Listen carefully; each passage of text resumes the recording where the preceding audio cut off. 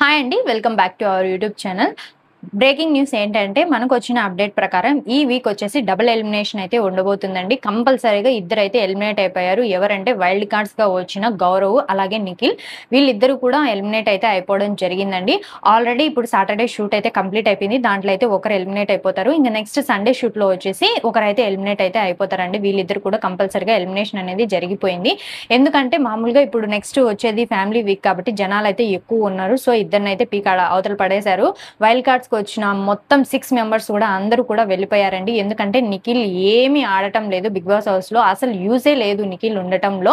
Photos కానీ ఇంకా task లో కానీ ఏం పాల్గొనడం లేదు, ఏమి లేదు. సో నిఖిల్ అయితే ఎలిమినేట్ అయిపోయాడు.